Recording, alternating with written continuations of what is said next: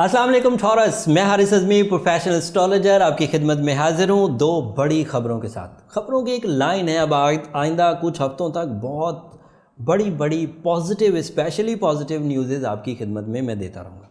मामला ये है कि आपका अपना रूलिंग प्लैनेट वीनस इस हफ्ते 28 तारीख को आपके यहाँ 4th हाउस में दाखिल हो जाएगा। ये उसके घर की तब्दीली है।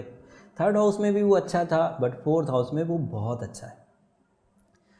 आपका रूलिंग है तो उसके दो तरह के फ़ायदे होंगे। एक तो तबीयत में लग्जरी आएगी। तबीयत में लग्जरी का मतलब सिर्फ अशिया का इस्तेमाल बढ़ेगा ये नहीं है, विजन का ब्रॉड होना ये भी आएगा। और वीनस के चौथे घर में आने की वजह से आप अपनी ज़िंदगी के सुख को एक्स्ट्रा वे में जाकर हासिल कर सकेंगे। इस चौथे घर में ऑलरेडी मार्स मौजूद है। मार्स बहुत अच्छा नहीं होता, बट उसकी जितनी भी नेगेटिविटी है चौथे घर में, उसे सन, सूरज, शम्स ने 23 जुलाई को उधर इंटर होकर उसकी नेगेटिविटी को नीचे कर दिया। और वीनस जब 28 तारीख को इधर दाखिल होगा तो सूरज और वीनस के मिलकर चौथे घर में तकवीयत बढ़ जाएगी, गैर मामूली। उसके फ़वायद 4th हाउस के भी होंगे और उसके फ़वायद 1st हाउस के, यानी कि आपकी फितरी सलाहियतों के, आपकी पर्सनैलिटी के, आपके रुझान ज़िंदगी के भी फ़वायद होंगे। आप टॉरियंस को ज़्यादा एक्टिव देखेंगे, जिन लोगों का वास्ता टॉरस से पड़ने वाला है। फीमेल साइड पर अपने अंदर positive changes, physically positive changes लाने की कसक और तड़प में इजाफ़ा हो जाएगा। अगर वो टॉरियंस हैं तो घर की मैनेजमेंट तेज़ हो जाएगी। इसका फ़ायदा अगर कोई ख़ातून किसी इदारे की CEO हैं या हाउसवाइफ हैं और पूरे घर को चला रही हैं, तो उधर उनकी जो कारकर्दगी है वो पूरे घर को इस्टेब्लिश कर देगी, पॉजिटिव कर देगी। फिर दूसरा जो चेंज इस हफ्ते है, ये हफ्ता 28 जुलाई से लेकर 3 अगस्त तक का है। तो 2 अगस्त को एक और चेंज आएगी कि मरकरी डायरेक्ट हो जाएगा। मरकरी आपके तीसरे घर में रेट्रोग्रेड था। 3rd हाउस की रेट्रोग्रेशन की वजह से अजीज़ व अकारब के साथ तल्लुकात में कुछ कशीदगी थी और टॉरियंस या तो बजाते खुद अजीज़ व अकारब को उतनी अहमियत दे नहीं पा रहे थे, या शकूक बहुत पैदा हो रहे थे, कंप्लेंट्स बहुत पैदा हो रही थी। अब मरकरी जब डायरेक्ट होगा तो इसके दो बड़े फ़ायदे तो सामने फ़ौरन ही आ जाएंगे। एक फ़ायदा क्या होगा कि मरकरी के डायरेक्ट होने से अजीज़ व अकारब के साथ तल्लुकात में स्टेबिलिटी आएगी। फिर आप बहुत अच्छे अंदाज से अपने अजीज़ व अकारब के साथ कम्युनिकेट कर पाएंगे। बात अच्छे अंदाज से करेंगे तो नाराज़गियाँ ख़त्म ही होंगी। मतलब इसमें तो बड़े सिंपल सा रूल है कि आपने अच्छे अंदाज से बात करी, अपना एजेंडा या अपने आप का जो मकसद था वो अच्छे अंदाज से एक्सप्लोर किया, तो सामने वाले की समझ में आ गया, नाराज़गी रहेगी नहीं। दूसरा फ़ायदा क्या होगा कि आपका मरकरी क्योंकि डायरेक्ट हुआ है तो आपकी एफिशिएंसीज़, माइंड एबिलिटीज़, प्लानिंग्स अजीज़ व अकारब के भी काम आएगी। और इसी तरह अगर कोई टॉरियन स्टूडेंट है या जहनी ज़रखेज़ी का काम करने वाला है, तो क्योंकि मरकरी डायरेक्ट हो गया है तो अब उसकी जहनी कारकर्दगी स्मूथ चलेगी। बट यहाँ पर एक छोटी सी बात इन्फॉर्मेशन के लिए सिर्फ बोल दूँ, उसमें ये वीकली कॉन्सेप्ट की बात नहीं है, ओवरऑल एक बात बोलता हूँ। मरकरी एक साल में 3 से 4 दफ़ा रेट्रोग्रेड होता है।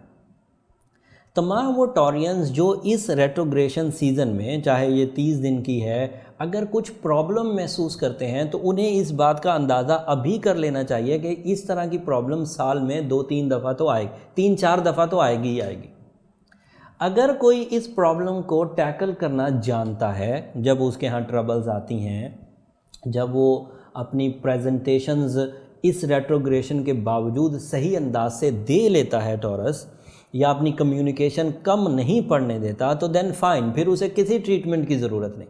बट अगर ये रेट्रोग्रेशन जो साल में 3-4 दफ़ा आती है, अक्सर ही उसे घेर लेती है, उसकी नौकरी चली जाती है, बॉसेस उसको अप्रिशिएट नहीं करते, वो बातें अच्छे अंदाज से बोल नहीं पाता, सोशल कनेक्शंस डिस्ट्रॉय हो जाते हैं, कम्युनिकेशन लेवल डाउन हो जाता है, शायनेस बढ़ जाती है।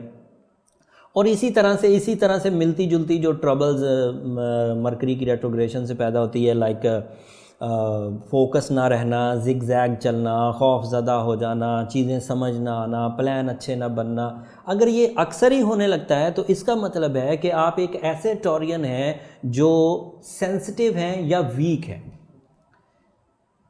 इसमें हर ही तरह की एज के टॉरियंस आ जाएंगे। स्टूडेंट्स हैं तो भी फंसेंगे, अगर प्लानर्स हैं अपनी प्रैक्टिकल लाइफ की तरफ जा रहे हैं तो भी फंसेंगे, अगर सोशल कनेक्शंस हैं, टीनेजर्स हैं तो भी फंसेंगे। तो सभी को इसका सामना करना पड़ता है। तो अगर इसमें से कोई एक भी फंस रहा है तो फिर उसे इसकी रेमेडी की तरफ जाना चाहिए, क्योंकि ये एक ऐसा मामला है सोलर सिस्टम का जो अक्सर ही प्रॉब्लम करेगा। कोई चीज़ एक आई थी 7 साल पहले, 7 साल तक वो दोबारा नहीं आएगी तो खैर है, बंदा कुछ दिन बर्दाश्त कर लेता है, फिर ठीक हो जाती चीज़ें। बट अगर कोई चीज़ ऐसी है जो हर 3 महीने बाद आ जाती है, वो कमबख्त आती भी दिमाग पर है। हमारा दिमाग का ही तो एक कारकर्दगी है जिसकी वजह से हम आम लोगों से ख़ास होते हैं। बाकी हाथ, पाँव, दिमाग, यही चीज़ों की कम्बिनेशन ही तो हमें ज़िंदगी में तरक्की देती है। सो अगर हमारी माइंड स्किल्स में अक्सर ही फ्यूल डिस्टर्ब रहता है तो फिर हमें रेमेडी की तरफ जाना चाहिए। एंड जो जर्नल रेमेडी है टॉरियंस के लिए, जो जर्नल रेमेडी है वो एमरल्ड है। एमरल्ड की केमिस्ट्री टॉरियन फितरत के बहुत क्लोज होती है। तो बर्थ स्टोन के तौर पर तो ज़मरद पहना जा सकता है। बट अगर कोई टॉरस ऐसा है कि ज़मरद पहन चुका है लेकिन फिर भी ठीक नहीं हो पा रहा, सूरह शम्स पढ़ ली है फिर भी ठीक नहीं हो पा रहा, तो फिर उसको अपने ज़ाती जायचा एक दफ़ा ज़रूर बनवाना चाहिए ताकि उसकी असेंडेंट एबिलिटी, पैदाइश के वक्त की ताकत पता चल जाए। अगर उस वक़्त वो किसी वजह से वीक था, कोई कमज़ोरी थी, तो फिर ये जो सतही सा इलाज होता है ये उसके काम नहीं आएगा। फिर उसके लिए स्पेशल टाइप ऑफ रेमेडीज़ होती हैं, वो फिर उस बंदे का ही जायचा बनाकर उस बंदे की ही डायग्नोसिस करके पता चल सकता है। तो मेरी थोड़ी बात को ज़्यादा समझिए, मैं बात को बहुत तवील नहीं करना चाहता, क्लियर रहना चाहता हूँ कि जनरल रेमेडीज़ में एमरल्ड है, बट स्पेसिफिक रेमेडीज़ में जब तक उस बंदे का ज़ाती जायचा नहीं बनेगा तब तक पता नहीं चलेगा। तो ये एक खबर हो गई। एक खबर मैंने वीनस की दे दी, आपके रूलिंग प्लैनेट की, वो 4th हाउस में मार्स के साथ मिलेगा और सन के साथ मिलेगा। इन तीनों सितारों की कम्बिनेशन से हिजरत करना मुनासिब रहेगा, जॉब स्विच करना मुनासिब रहेगा, किसी बड़ी इन्वेस्टमेंट की तरफ जाना है तो मुनासिब रहेगा, घर का बदलना है तो मुनासिब रहेगा, किसी लग्जूरियस डिसीजन की तरफ जाना है तो मुनासिब रहेगा, ट्रैवल करना है तो मुनासिब रहेगा। और 2 तारीख को एक और ख़बर भी आएगी, 2 अगस्त को। वो ख़बर थोड़ी मजहबी नौयत की है। ज़िलहज का चांद भी 2 तारीख को आपके 4th हाउस में ही होएगा। तो अच्छी खासी जो रौनक है 2 तारीख को वो आपके इस हाउस में लगी होगी। मार्स 4थे में होगा, वीनस 4थे में होगा, एंड उसके अलावा सन 4थे में होगा। नया चांद भी इधर ही हो जाएगा। इस नए चांद का वैसे जो जनरल एडवांटेज था वो तो इमोशनल फ्यूलिंग थी, जज्बाती कैफियत का बढ़ना। बट ये बड़े 10 दिन है। एज अ मुस्लिम ये इन बड़े 10 दिनों में हम लोग, उलमा कराम भी फरमाते हैं एंड हमारा भी ये एक्सपीरियंस रहा है कि हम लोग रमज़ान के बाद जो बड़े 10 दिन हैं इनको ख़ास अहमियत हासिल है। रोज़ा रखना, मजहबी जोश और जज्बा, कुर्बानी करना, हज भी इसी सीज़न में आता है। तो ये इसको ज़ाया मत करें। इन इमोशंस को, इन जज्बाती कैफियत को, अपनी ज़िंदगी के बड़े मकासद को हासिल करने के लिए जो रूहानी तर्ज की सपोर्ट चाहिए होती है वो इन्हीं 10 दिनों में हासिल करने की कोशिश करें। वैसे भी यूरेनस आपके पहले घर में है। एक खबर सिर्फ क्लू के तौर पर दे रहा हूँ, उससे परेशान नहीं होना है।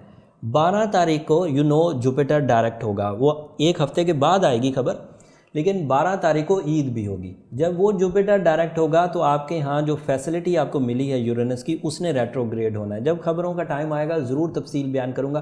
क्लू इसलिए दे रहा हूँ कि ये सतही बातें नहीं हैं, ये सब बातें पहले से कैलकुलेट हो चुकी हुई थी। ये ऐसी वीडियो नहीं है जो दूसरे एस्ट्रोलॉजर्स को देखकर बनाई गई हो। दूसरे एस्ट्रोलॉजर इस वीडियोस को देखकर अपने वीकली हॉरोस्कोप बयान कर रहे होते हैं। खैर, मुझे उससे कुछ लेना देना नहीं। आपको खबर पहुंचाना मेरी ज़िम्मेदारी थी, मैंने प्रॉपर अंदाज से पहुंचा दी। जिन लोगों को अपनी ज़िंदगी में वक्त की, साइंस की अहमियत का पता है वो इस वीडियो से भरपूर फ़ायदा उठाएंगे। अब इसको थोड़ा सम अप करते हैं एंड देन फिर बात को ख़त्म करेंगे। मामला ये है कि वीनस अच्छी पोजीशन पर आने की वजह से लव लाइफ भी अच्छी हो जाएगी, फितरत में भी ग्रोथ आएगी। मरकरी के अच्छा हो जाने से, मरकरी के डायरेक्ट हो जाने से अजीज़ व अकारब के साथ ताल्लुकात भी बेहतर होंगे और माइंड एबिलिटीज़ भी बढ़ेंगी। और नया चांद 4th हाउस में होने की वजह से जज्बाती कैफियत में पाकीज़गी आएगी, मजहबी जोश और जज्बा आएगा, फ़र्ज़ शनासी आएगी एंड उसकी वजह से रूहानी पस मंज़र की कुछ अचीवमेंट भी कर सकते हैं प्लानफुली। आपको प्लान करना होगा, रोज़ा रखना होगा, फ़र्ज़ नमाज़ों को बर वक्त अदा करना होगा, तो इसके एडवांटेजेस मिलेंगे। एमरल्ड मैंने आपके लिए प्रिस्क्रिप्शन दी है ओवरऑल जर्नल वे में, बट स्पेशली अगर कुछ करना चाहते हैं तो उसके लिए अपना ज़ाती नौइयत का जायज़ा ज़रूर बनवा लीजिएगा। मेरी ये सब बातें अगर आपकी समझ में आई और आपने अपनी ज़िंदगी में इससे फ़ैसला लेकर कोई छोटी सी कामयाबी भी हासिल की, तो उस वक़्त मुझे अपनी दुआओं में ज़रूर याद रखिएगा।